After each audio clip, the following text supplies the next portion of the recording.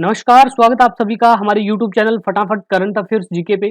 दोस्तों आज के इस वीडियो में हम डिस्कस करेंगे 6 अक्टूबर के जितने भी इंपॉर्टेंट करंट अफेयर्स के क्वेश्चन हैं वो सभी। तो प्लीज आप वीडियो के साथ अंत तक जरूर बने रहे और अगर आपने मेरे चैनल को अभी तक सब्सक्राइब नहीं किया है तो प्लीज चैनल को फटाफट सब्सक्राइब कर लीजिए। तो दोस्तों आज का हम वीडियो स्टार्ट करते हैं। आज का हमारा पहला नंबर क्वेश्चन है, वरिष्ठ पत्रकार हरिंदर बावेजा की आत्मकथा का नाम क्या है? तो हरिंदर बावेजा की आत्मकथा का नाम है they will shoot you madam my life through conflict. तो ऑप्शन नंबर 2 यहाँ पे राइट होगा, they will shoot you madam my life through conflict. और वरिष्ठ पत्रकार है हरिंदर बावेजा और इस पुस्तक का आत्मकथा का विमोचन कब हुआ था? 1 अक्टूबर 2025 को। कहाँ पे हुआ था? नई दिल्ली में। नेक्स्ट क्वेश्चन है, आर रामचंद्रन को समर्पित संग्रहालय कहाँ पे स्थापित किया गया है? तो आर रामचंद्रन को समर्पित संग्रहालय स्थापित किया गया है कोलम केरल में। तो ऑप्शन नंबर 3 यहाँ पे राइट होगा, कोलम केरल। और केरल के मुख्यमंत्री पिनराई विजयन द्वारा 5 अक्टूबर 2025 को कोलम में भारत के प्रसिद्ध समकालीन कलाकार आ रामचंद्रन को सम्मान में एक संग्रहालय का उद्घाटन किया है। कहाँ पे किया है? कोलम केरल में। डेट याद रखना, 5 अक्टूबर 2025 को। और ये स्थान कहाँ है? ये है श्री नारायण गुरु सांस्कृतिक परिसर कोलम केरल। और उद्घाटन किया है केरल के मुख्यमंत्री पिनराई विजयन ने। और आर रामचंद्रन है, इनका निधन कब हुआ था? इनका निधन हुआ था फरवरी 2024 में। 88 साल की उम्र में इनका निधन हो गया था। और निधन के 2 साल बाद सरकार ने इनके सम्मान में ये संग्रहालय का उद्घाटन किया है, जो प्रसिद्ध शहरी यथावादक भारतीय मिथक भित्ति कला प्रभाव विरासत चित्रकार शिक्षक आधुनिक भारत कला आइकॉन के रूप में इनको माना जाता था। नेक्स्ट क्वेश्चन है, वर्ष 2025 में राइट लाइवलीहुड अवार्ड कितने व्यक्ति व संगठनों को प्रदान किया गया है? तो ये अवार्ड प्रदान किया गया है 4 लोगों को। तो ऑप्शन नंबर 4 है यहाँ पे राइट होगा, 4। और ये पुरस्कार है राइट लाइवलीहुड फाउंडेशन स्वीडन के द्वारा प्रदान किया जाता है, जिसकी स्थापना हुई थी 1980 में। किसने की थी? जेकब वॉन ह्यूकस स्कूल द्वारा इसकी स्थापना की गई थी। और इनकी स्थापना करने का उद्देश्य क्या है? ये उन लोगों या संगठनों को सम्मानित करता है जो आज की दुनिया में सबसे जरूरी चुनौतियों के लिए व्यवहारिक और प्रेरणादायक समाधान देते हैं, जैसे मानवाधिकार, न्याय, पर्यावरण, टिकाऊ विकास, शांति आदि क्षेत्रों में सक्रियता दिखाता है। उन लोगों को ये पुरस्कार प्रदान किया जाता है। और राइट लाइवलीहुड अवार्ड है, इसको सामान्यतः वैकल्पिक नोबेल पुरस्कार के नाम से भी जाना जाता है, अल्टरनेटिव नोबेल प्राइज। और वर्ष 2025 में ये पुरस्कार है, ये 4 लोगों को या 4 संगठनों को दिया गया है, जिसमें specific island students fighting climate change, justice for Myanmar, emergency response room Sudan, इन सबको यह अवार्ड दिया गया है। नेक्स्ट क्वेश्चन है, लेकेनेमेब किस रोग के इलाज के लिए उपयोग की जाने वाली दवा बनी है? तो लेकेनेमेब है, यह अल्जाइमर रोग को खत्म करने के लिए बनाई गई है ऑस्ट्रेलिया के द्वारा। तो ऑप्शन नंबर 2 यहाँ पे राइट होगा, अल्जाइमर रोग। सितंबर 2025 में ऑस्ट्रेलिया की थेरेपेटिक गुड्स एडमिनिस्ट्रेशन TGA ने लेकेनेमेब की शुरुआती चरण में अल्जाइमर रोग के इलाज के लिए मंजूरी दी है। लेकेनेमेब मोनोक्लोनल एंटीबॉडी थेरेपी है और ये लेकेनेमेब है, ये उपचार के दौरान सबसे गंभीर दुष्प्रभाव मस्तिष्क सूजन और सूक्ष्म रक्त प्रभाव का दुष्प्रभाव देखा गया है इसके यूज के। लेकेनेमेब के उपयोग के दौरान मरीजों को हर 3 महीने में एक बार MRI स्कैनिंग करवाना आवश्यक हो गया है। और लेकेनेमेब के व्यवसायिक नाम की अगर हम बात करें तो लुकेम्बी है। नेक्स्ट क्वेश्चन है, भारतीय बल्लेबाज ने ICC T20 बल्लेबाज रैंकिंग में अब तक के सबसे अधिक रेटिंग अंक हासिल किया है? तो वो किया है अभिषेक शर्मा ने। तो ऑप्शन नंबर 4 यहाँ पे राइट होगा, अभिषेक शर्मा। नवीनतम रिपोर्ट के अनुसार अभिषेक शर्मा ने T20 बल्लेबाजों की बैटिंग रैंकिंग में 931 अंक हासिल किया है, जो सर्वश्रेष्ठ रिकॉर्ड स्थापित किया गया है। और इससे पहले ये जो रिकॉर्ड है ये डेविड मेलन का रिकॉर्ड था, जिन्होंने 919 अंक के साथ सर्वोत्तम T20 बल्लेबाज रैंकिंग अंक बनाए थे। इसके अलावा अभिषेक शर्मा ने सूर्य कुमार यादव का 912 अंक और विराट कोहली का 909 अंक के दिग्गज प्लेयरों को पीछे छोड़ दिया है। नेक्स्ट क्वेश्चन है, एमएसएमई सेवा पर्व 2025 विरासत से विकास कहाँ पे आयोजित किया गया है? तो विरासत से विकास है, ये आयोजित किया गया है हाल ही में वाराणसी में। तो ऑप्शन नंबर 2 यहाँ पे राइट होगा, वाराणसी। और एमएसएमई सेवा पर्व 2025 विरासत से विकास है, ये आयोजन किस मंत्रालय के द्वारा किया गया है?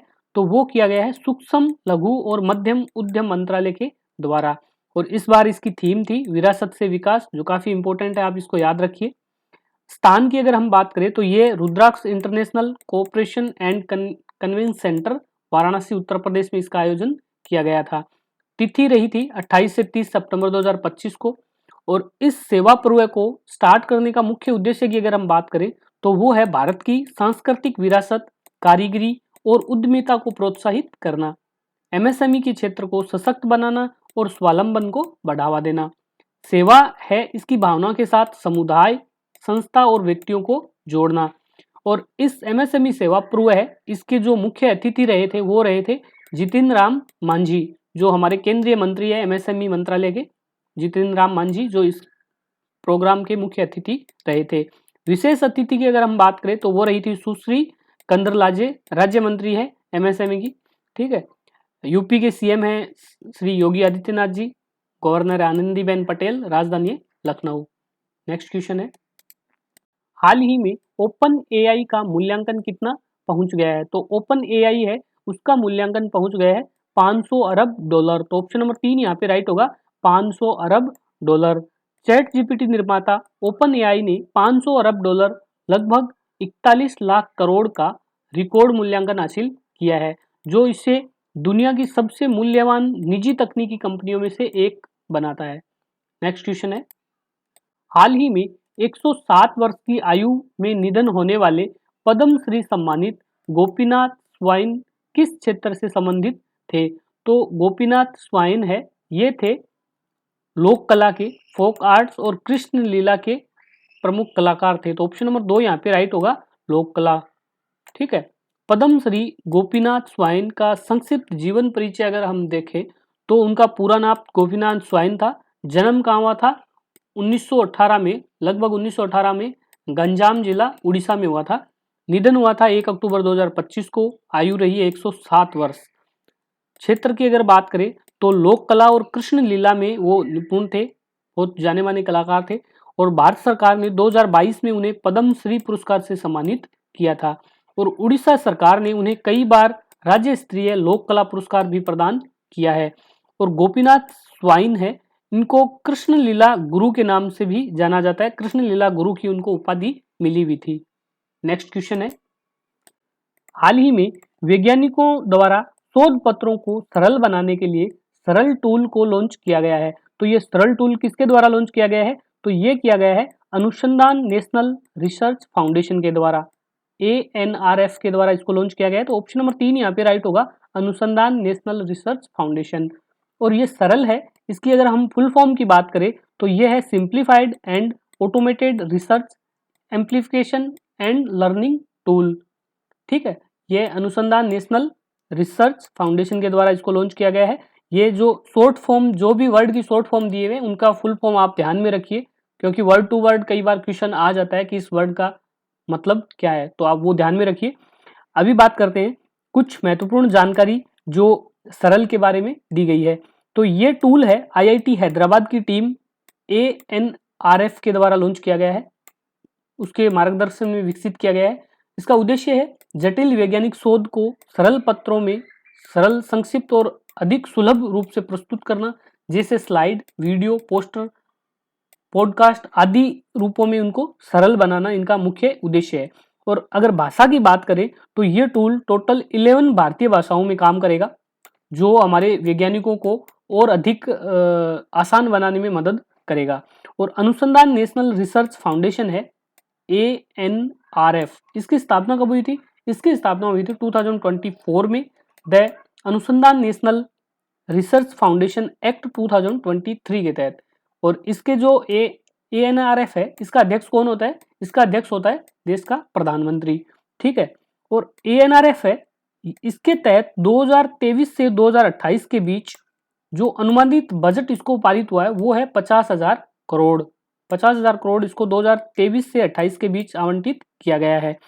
और ANRF है, वैज्ञानिक और प्रौद्योगिकी मंत्रालय के अधीन कार्य करता है। तो आप ये भी याद रखिए, ANRF है, वैज्ञानिक और प्रौद्योगिकी मंत्रालय कार्य के अधीन कार्य करता है।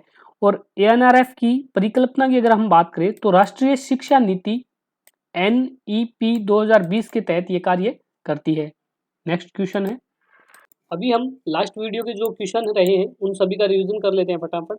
तो पहला क्वेश्चन है, हाल ही में गठित पेमेंट्स रेगुलेटरी बोर्ड PRB का गठन किस अधिनियम के तहत किया गया है? तो PRB का गठन हुआ है, वो हुआ है payment and settlement system act 2007 के तहत इसका गठन किया गया है। तो ऑप्शन नंबर 2 यहाँ पे राइट होगा, payment and settlement system act 2007। 2025 में RBI ने पेमेंट एंड सेटलमेंट एक्ट 2007 के तहत BPS को पूरा खत्म कर दिया है। उनकी जगह 6 सदस्यीय ये पेमेंट रेगुलेटरी बोर्ड PRB को बनाया गया है, जिसका अध्यक्ष कौन रहता है? RBI के गवर्नर रहते हैं, और वर्तमान में RBI के गवर्नर है संजय मल्होत्रा। नेक्स्ट क्वेश्चन है, अक्टूबर 2025 में इंदौर मेट्रो रेलवे प्रोजेक्ट को 190 मिलियन अमेरिकी डॉलर का ऋण किस संस्था द्वारा मंजूर किया गया है? तो इंदौर मेट्रो रेलवे प्रोजेक्ट है, उसको 190 मिलियन अमेरिकी डॉलर का ऋण मंजूर किया गया है एशियाई विकास बैंक ADB के द्वारा। तो ऑप्शन नंबर 3 यहाँ पे राइट होगा, ADB। नेक्स्ट क्वेश्चन है, भारत की पहली निजी फाइनल असेंबली लाइन कहाँ पे स्थापित की जाएगी? तो वो की जाएगी वेमगल कर्नाटक में। तो ऑप्शन नंबर 3 यहाँ पे राइट होगा, वेमगल कर्नाटक। नेक्स्ट क्वेश्चन है, माई भारत मोबाइल ऐप किस मंत्री ने लॉन्च किया है? तो माई भारत मोबाइल ऐप है वो लॉन्च किया गया है हमारे डॉक्टर मनसुख मांडविया के द्वारा। तो ऑप्शन नंबर 2 यहाँ पे राइट होगा, doctor Mansukh Mandaviya. Next question है, national institute of electronics and IT digital university का शुभारंभ किसके द्वारा किया गया है? तो national institute of electronics and IT digital university है, इसका शुभारंभ किया गया है अश्विनी वैष्णव के द्वारा। तो ऑप्शन नंबर 3 यहाँ पे राइट होगा, अश्विनी वैष्णव। नेक्स्ट क्वेश्चन है, सितंबर 2025 में IGL का नया कार्यालय कहाँ पे उद्घाटित किया गया है? तो IGL का नया कार्यालय बना है नारोजी नगर नई दिल्ली में। तो ऑप्शन नंबर 3 यहाँ पे राइट होगा, नारोजी नगर नई दिल्ली। नेक्स्ट क्वेश्चन है, विश्व सामाजिक सुरक्षा मंच WSSF 2025 कहाँ पे आयोजित किया गया है? तो WSSF है, विश्व सामाजिक सुरक्षा मंच 2025 का आयोजन किया गया है कुआलालंपुरम में। तो ऑप्शन नंबर 2 यहाँ पे राइट होगा, कुआलालंपुरम।